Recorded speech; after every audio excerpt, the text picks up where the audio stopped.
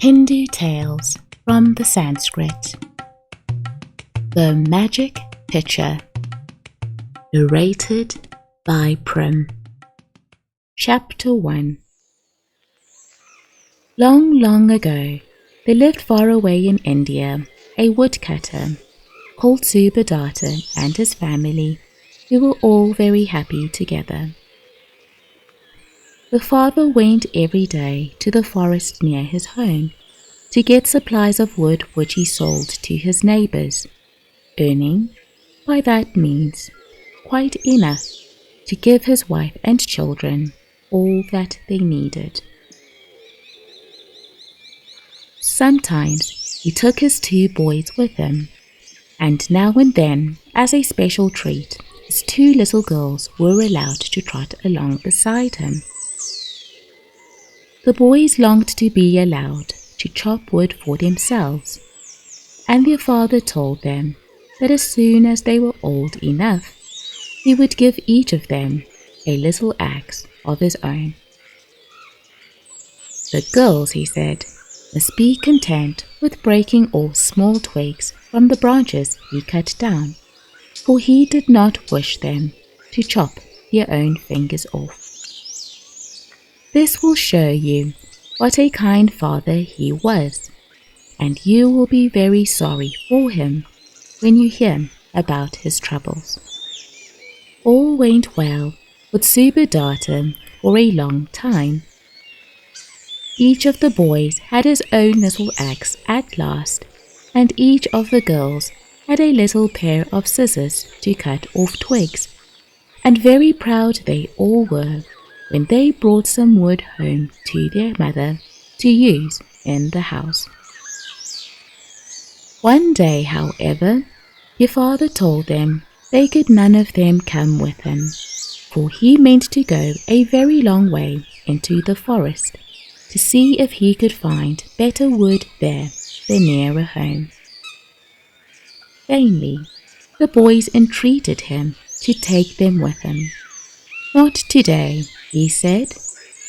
"You would be too tired to go all the way and would lose yourselves coming back alone. You must help your mother today and play with your sisters." They had to be content, for although Hindu children are as fond of asking questions as English boys and girls, they are very obedient to their parents and do all they are told without making any fuss about it. Of course, they expected their father would come back the day he started for the depths of the forest, although they knew he would be late. What then was their surprise when darkness came and there was no sign of him. Again and again, their mother went to the door to look for him, expecting every moment to see him coming along the beaten path which led to their door. Again and again, she mistook the cry of some night bird for his voice calling to her.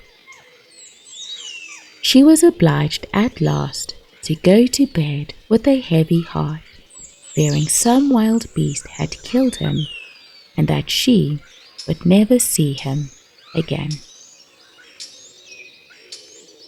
Chapter 2. When Subhadatta started for the forest, he fully intended to come back the same evening, but as he was busy cutting down a tree, he suddenly had a feeling that he was no longer alone. He looked up, and there, quite close to him, in a little clearing where the trees had been cut down by some other woodcutter, he saw 4 beautiful young girls looking like fairies in their thin summer dresses and with their long hair flowing down their backs, dancing round and round, holding each other's hands. Subhadatta was so astonished at the sight that he let his axe fall, and the noise startled the dancers, who all 4 stood still and stared at him. The woodcutter could not say a word, but just gazed and gazed at them, till one of them said to him, "Who are you, and what are you doing in the very depths of the forest, where we have never before seen a man?"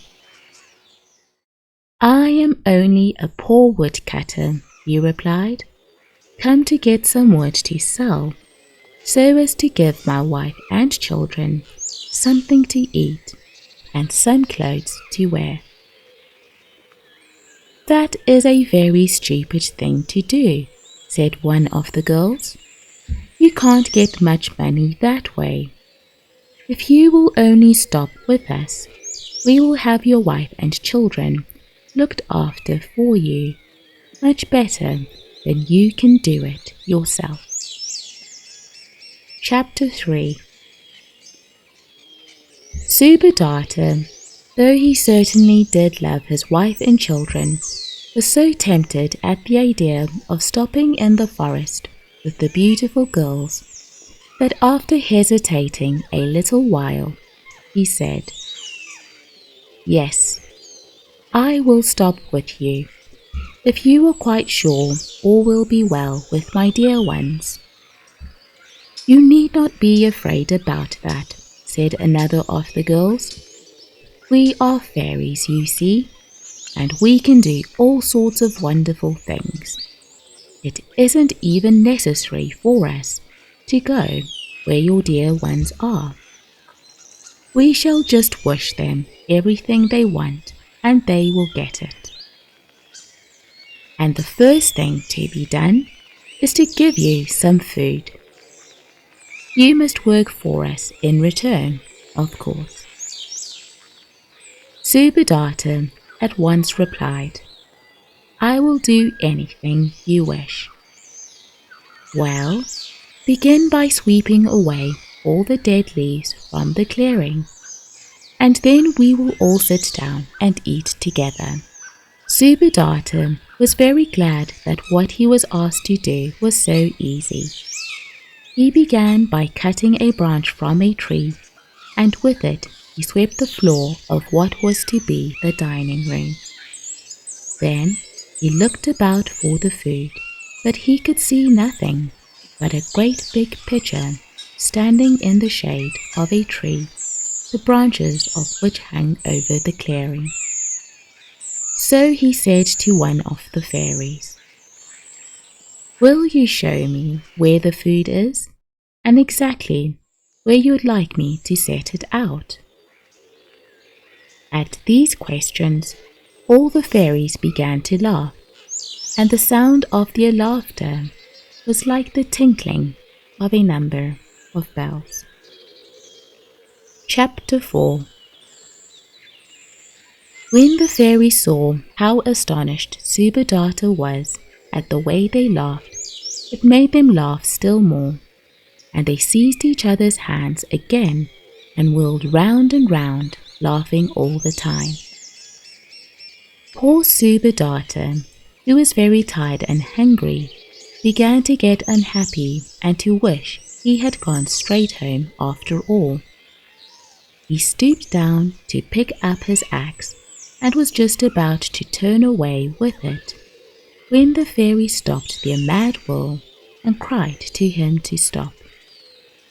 So he waited, and one of them said,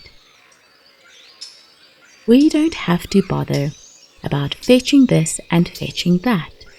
You see that big pitcher?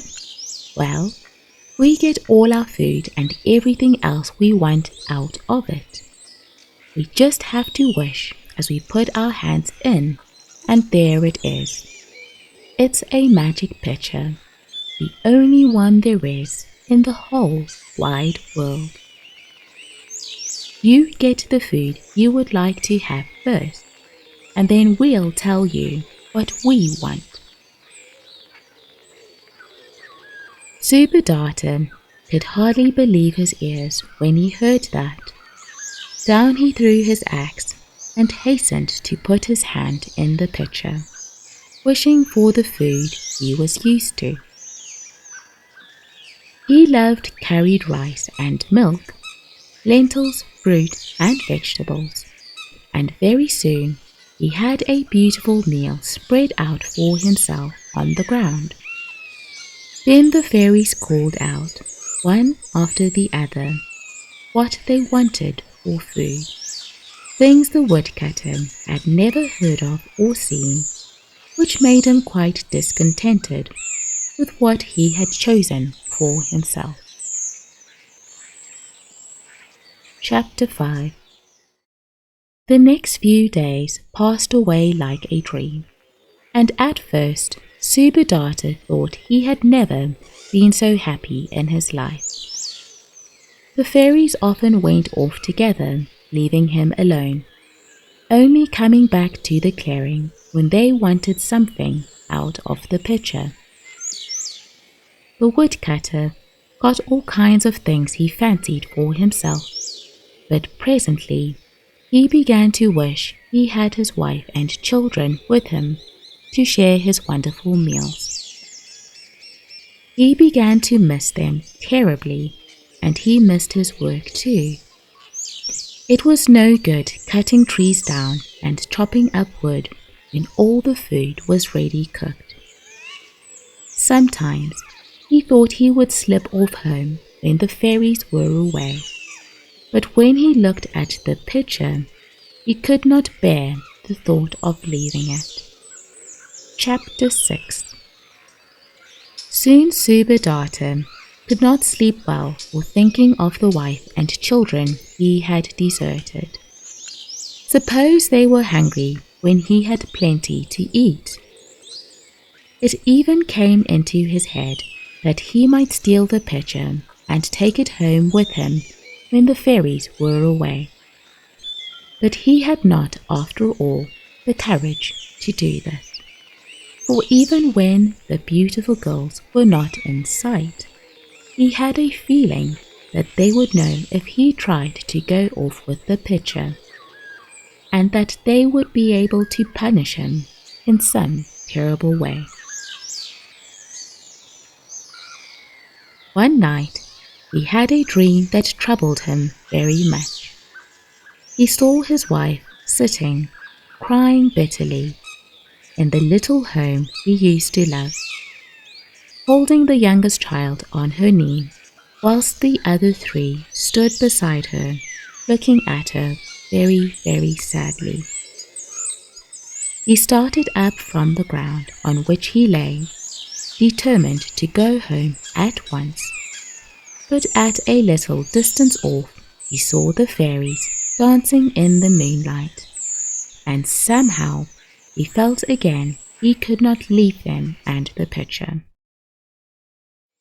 The next day, however, he was so miserable that the fairies noticed it, and one of them said to him, "Whatever is the matter?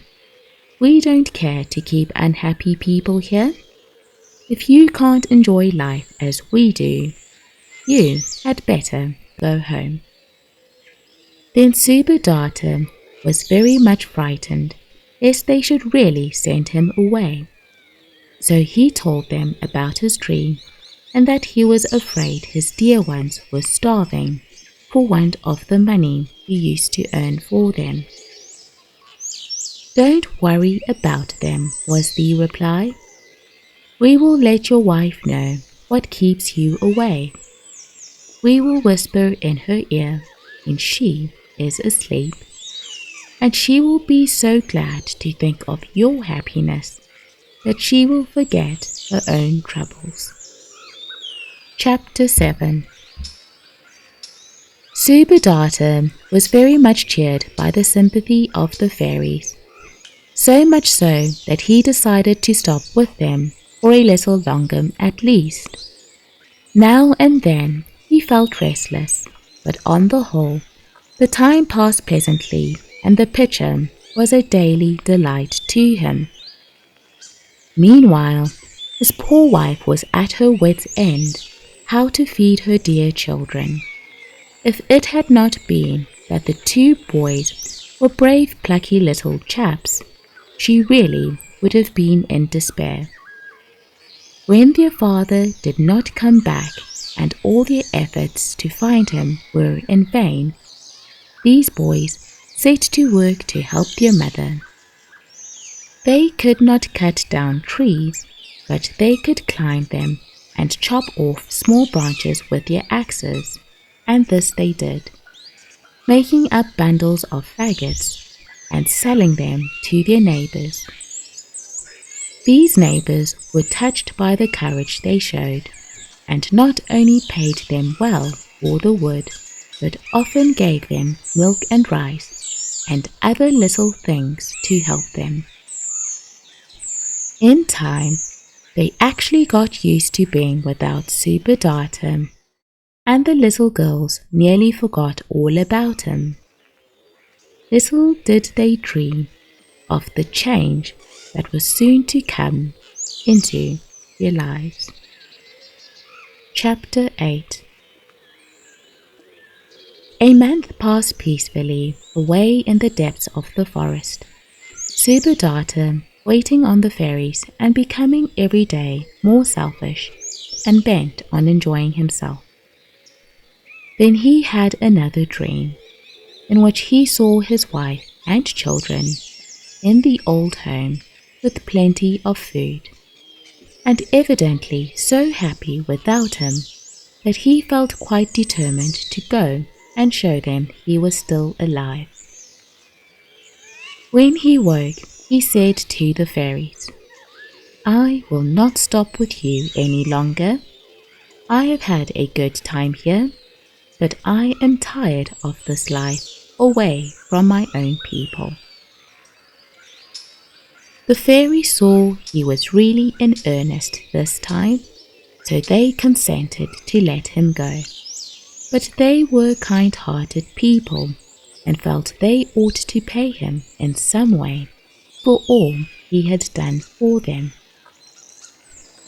They consulted together, and then one of them told him they wished to make him a present before he went away, and they would give him whatever he asked for.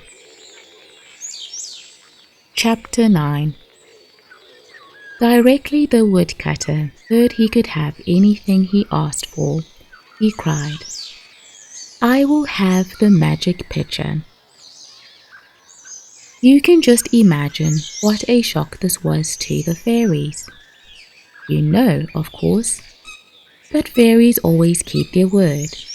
If they could not persuade Super Data to choose something else, they would have to give him their beloved, their precious pitcher, and would have to seek their food for themselves. They all tried all they could to persuade the woodcutter to choose something else. They took him to their own secret treasure house in an old tree with a hollow trunk, even the entrance to which no mortal had ever been allowed to see. They blindfolded him before they started, so that he could never reveal the way, and one of them led him by the hand, telling him where the steps going down from the tree began. When at last the bandage was taken from his eyes, he found himself in a lofty hall with an opening in the roof through which the light came. Piled up on the floor were sparkling stones worth a great deal of gold and silver money, and on the walls hung beautiful robes. Super Data was quite dazed with all he saw, but he was only an ignorant woodcutter and did not realize the value of the jewels and clothes. So when the fairy said to him, "Choose anything you like here, and let us keep our pitcher," he shook his head and said, "No, no, no. The pitcher. I will have the pitcher." One fairy after another picked up the rubies and diamonds and other precious stones, and held them in the light, that the woodcutter might see how lovely they were. And when he still only shook his head, they got down the robes and tried to make him put one of them on. "No, the pitcher, he said, and at last they had to give it up. They bound his eyes again and led him back to the clearing and the pitcher. Chapter 10. Even when they were all back in the clearing, the fairies did not quite give up hope of keeping their pitcher. This time, they gave other reasons why Subadata should not have it. "It will break very easily," they told him, "and then it will be no good to you or anyone else. But if you take some of the money, you can buy anything you like with it. If you take some of the jewels, you can sell them for lots of money." "No, no, no," cried the woodcutter. The pitcher. I will have the pitcher." "Very well then, take the pitcher," they sadly answered, "and never let us see your face again." So Subadata took the pitcher, carrying it very, very carefully, lest he should drop it and break it before he got home. He did not think at all of what a cruel thing it was to take it away from the fairies and leave them either to starve or to seek for food for themselves. The poor fairies watched him till he was out of sight, and then they began to weep and wring their hands. "He might at least have waited whilst we got some food out for a few days," one of them said. "He was too selfish to think about that," said another. "Come, let us forget all about him and go and look for some fruit." So they all left off crying and went away hand in hand. Fairies do not want very much to eat. They can live on fruit and dew, and they never let anything make them sad for long at a time. They go out of the story now, but you need not be unhappy about them, because you may be very sure that they got no real harm from their generosity to Subadata in letting him take the pitcher. Chapter 11. You can just imagine what a surprise it was to Subadata's wife and children when they saw him coming along the path leading to his home. He did not bring the pitcher with him, but had hidden it in a hollow tree in the wood near his cottage, for he did not mean anyone to know that he had it. He told his wife that he had lost his way in the forest and had been afraid he would never see her or his children again. But he said nothing about the fairies. When his wife asked him how he had got food, he told her a long story about the fruits he had found, and she believed all he said, and determined to make up to him now for all she thought he had suffered. When she called the little girls to come and help her get a nice meal for their father, Subadata said, "Oh, don't bother about that. I've brought something back with me. I'll go and fetch it, but no one is to come with me." Subadata's wife was sorely disappointed at this, because she loved her husband so much that it was a joy to her to work for him. The children too wanted, of course, to go with their father, but he ordered them to stop where they were. He seized a big basket which was full of fuel for the fire, tumbled all the wood in it on the floor, and went off alone to the pitcher. Very soon he was back again with his basket full of all sorts of good things, the very names of which his wife and children had no idea of. "There," he cried, "what do you think of that? Am I not a clever father to have found all that in the forest?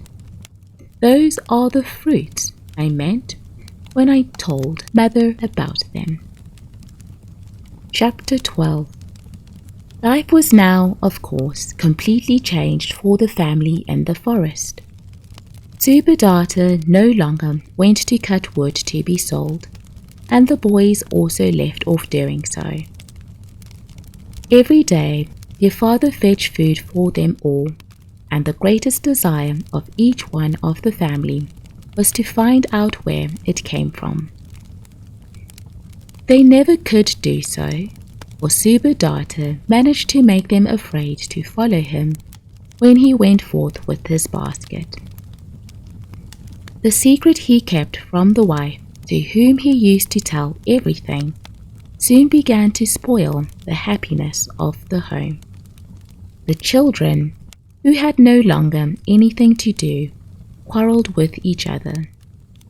Their mother got sadder and sadder, and at last decided to tell Subadata that unless he would let her know where the food came from, she would go away from him and take her little girls with her. She really did mean to do this, but something soon happened to change everything again. Of course, the neighbors in the wood, who had bought the fuel from the boys and helped them by giving them fruit and rice, heard of the return of their father and of the wonderful change in their lot. Now the whole family had plenty to eat every day, though none of them knew where it all came from. Subadata was very fond of showing off what he could do, and sometimes asked his old friends amongst the woodcutters to come and have a meal with him. When they arrived, they would find all sorts of good things spread out on the ground, and different kinds of wines in beautiful bottles. This went on for some months, Subadata getting prouder and prouder of all that he could do, and it seemed likely that his secret would never be discovered. Everybody tried to find it out, and many followed him secretly when he set forth into the woods, but he was very clever at dodging them, hiding his treasure constantly in a new place in the dead of the night. If he had only been content with getting food out of his pitcher and drinking pure water, all would most likely have been well with him, but that was just what he could not do. Till he had his pitcher, he had never drank anything but water, but now he often took too much wine. It was this which led to the misfortune of losing his beloved pitcher. He began to boast of his cleverness, telling his friends there was nothing they wanted that he could not get for them. And one day, when he had given them a very grand feast, in which were several rare kinds of food they had asked for, he drank too much wine, so much that he no longer knew what he was saying. This was the chance his guests wanted. They began teasing him, telling him they believed he was really a wicked robber who had stolen the food or the money to buy it. He got angry and at last was actually silly enough to tell them all to come with him, and he would show them he was no robber. When his wife heard this, she was half pleased to think that now, at last, the secret would come out of where the food came from, and half afraid that something terrible would happen. The children too were greatly excited and went with the rest of the party, who followed their father to the last hiding place of the precious pitcher. When they all got very near the place, however, some idea began to come into Subadata's head that he was doing a very foolish thing.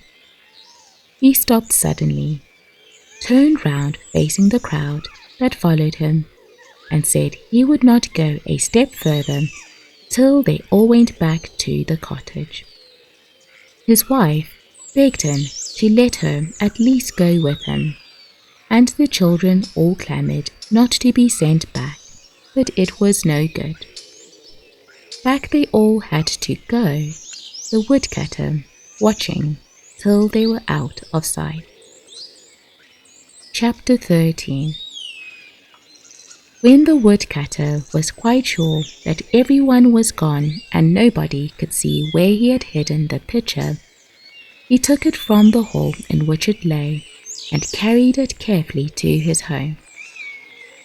You can imagine how everybody rushed out to meet him when he came in sight, and crowded round him, so that there was danger of the pitcher being thrown to the ground and broken. Subadata, however, managed to get into the cottage without any accident, and then he began to take things out of the pitcher and fling them on the ground, shouting, "Am I a robber? Am I a robber? Who dared to call me a robber?" Then, getting more and more excited, he picked up the pitcher and, holding it on his shoulder, began to dance wildly about.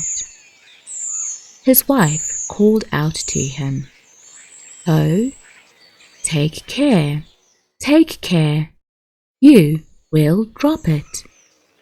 But he paid no attention to her. Suddenly, however, he began to feel giddy and fell to the ground, dropping the pitcher as he did so. It was broken to pieces, and a great cry of sorrow went up from all who saw the accident.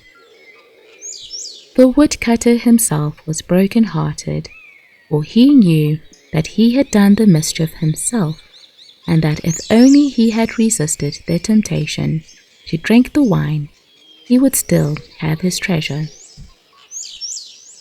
He was going to pick up the pieces to see if they could be stuck together, but to his very great surprise he could not touch them.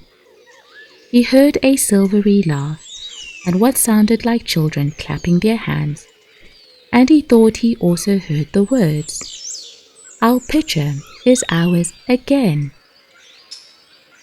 Could it all have been a dream? No, for there on the ground were the fruits and cakes that had been in the pitcher, and there were his wife, his children, and his friends, all looking sadly and angrily at him. One by one, the friends went away, leaving Subadata alone with his family. Chapter 14. This is the end of the story of the magic pitcher. But it was the beginning of a new chapter in the lives of Subadata and his family. They never forgot the wonder-working pitcher, and the children were never tired of hearing the story of how their father came to get it. They often wandered about in the forest, hoping that they too would meet with some wonderful adventure. But they never saw the fairies or found a magic pitcher. By slow degrees, the woodcutter returned to his old ways, but he had learned one lesson.